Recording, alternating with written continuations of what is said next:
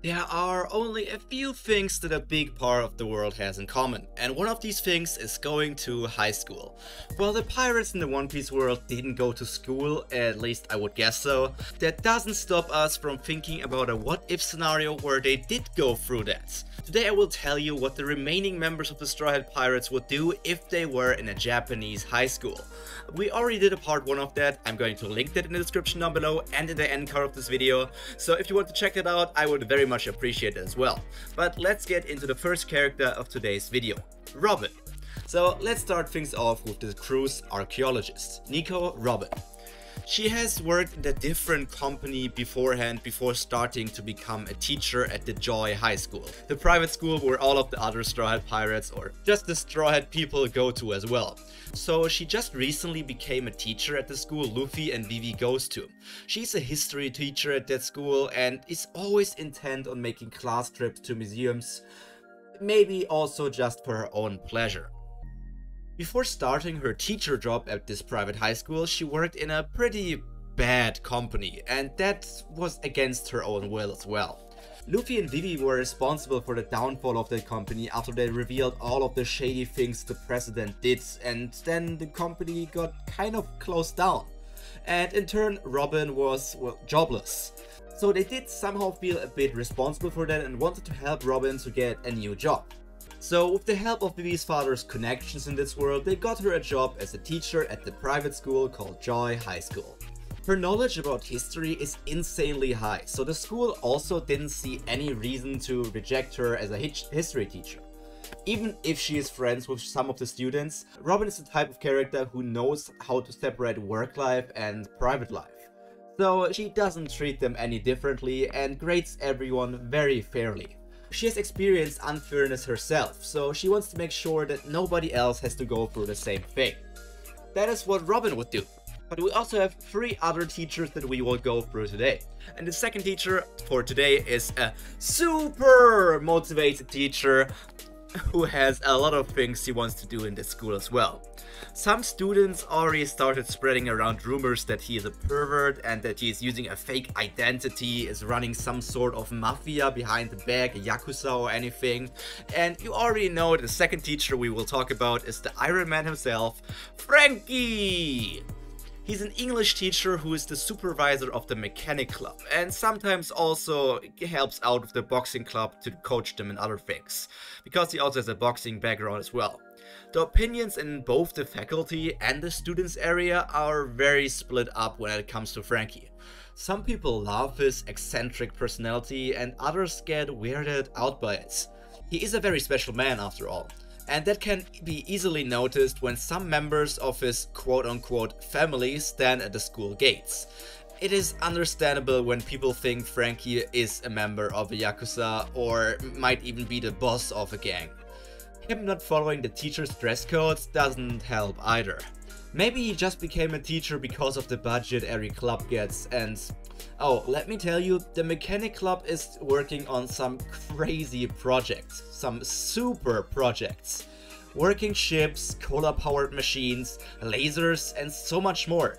I am not sure how all of that is legal, but so far the school didn't get in any trouble. Franky's wild energy only gets amplified by students like Luffy. One day he will really blow up the school, or maybe win a Nobel Prize. Well, maybe both things can happen as well. However, one thing is for sure.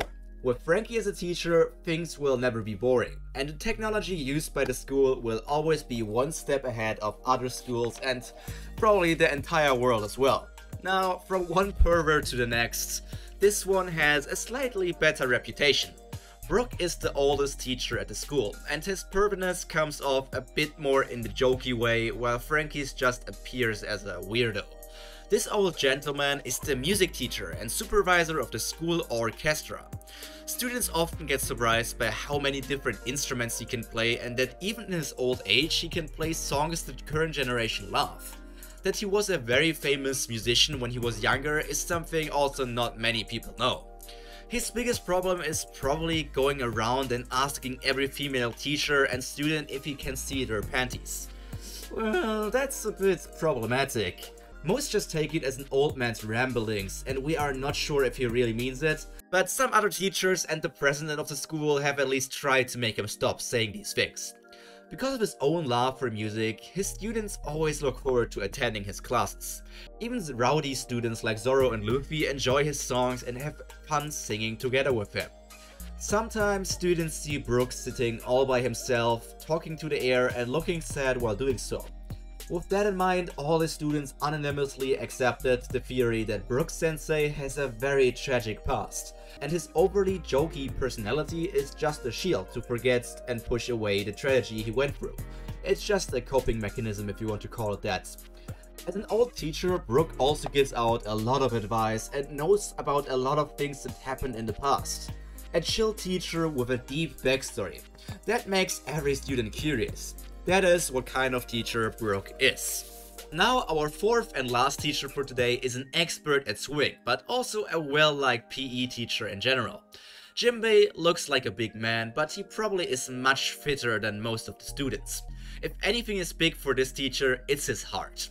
He's always there to listen to students' problems and help them in tough times and other things as well. When it comes to swimming, nobody in school can compare to him.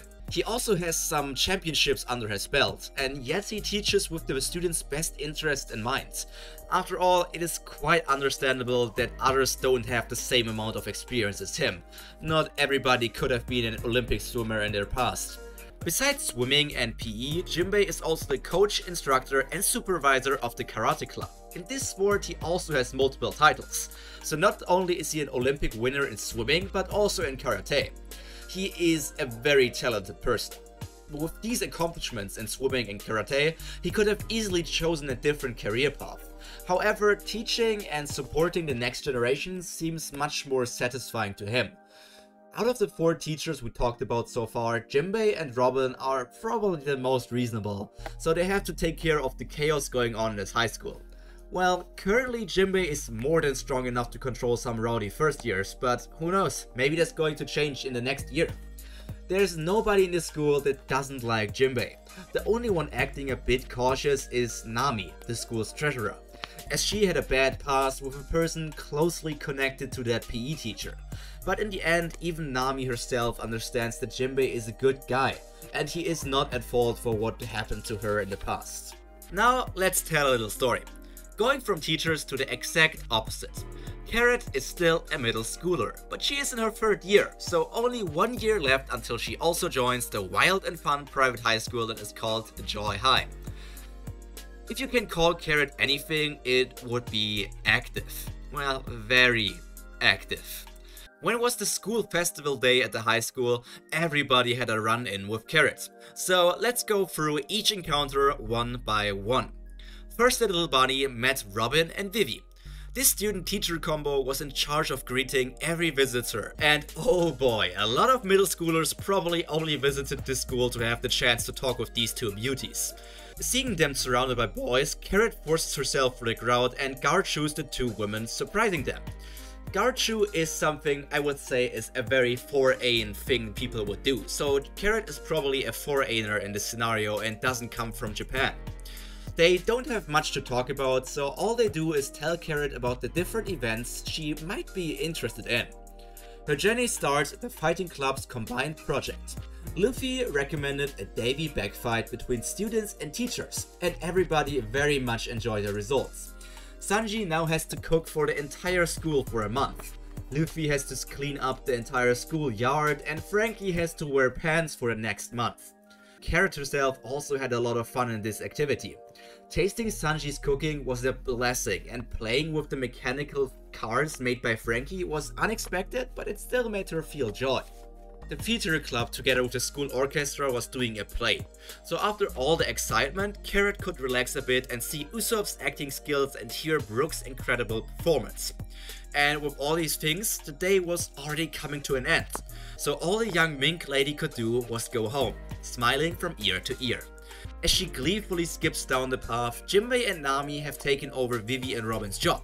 The big man and the well-dressed woman make for a good duo, even if they have a bit of a complicated relationship together. You could also call them the Beauty and the Beast without the romance, but that would be a bit mean for Jimbei. I mean, he is quite handsome. Now, all that's left for the middle schooler to do is go home, tell her older sister Wanda about her wonderful day at Joy High, and be excited for the time she enrolls at this high school. On the way back home, a boy with green hair runs past Carrot.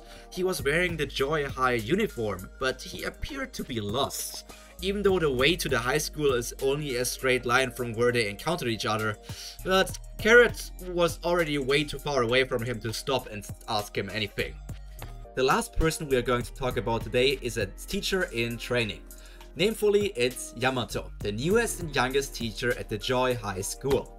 With only 20 years of age, they instantly left their home and ditched their father, quite to his anger, because their father wanted them to become a teacher at their own academy. The Beast Academy is known for its tough teaching style and almost military-like rules. Yamato hates their father for a lot of things he has done, and they know one of the third-year students at Joy High. He only told them good things about the school, so they wanted to see it for themselves as well. Learning how to be a teacher from Jimbei, Brook, Robin and Franky is a good thing for their growth, as the outside world is very different from the tyrannical upbringing they had. As a teacher, they had to keep a certain distance to the students, even if one of them is a close friend of theirs. And yet they can't help themselves but join in on some of the shenanigans Luffy and his group of friends are doing. Having both students and the teacher get reprimanded by the Students' Council treasurer is truly a sight you can only spot at a high school like Joy High. All of these people are only a small part of the teaching staff and the attending students. Somehow everybody has a connection to Luffy, the boy who makes everybody have fun and just spreads smiles wherever he goes. He is the prime definition of what Joy High School is standing for and is about. Enjoying your time in school together with your friends, your teachers and everybody else. Experience and learn new things and grow together with each single day. And that's all from the high school alternative universe for now.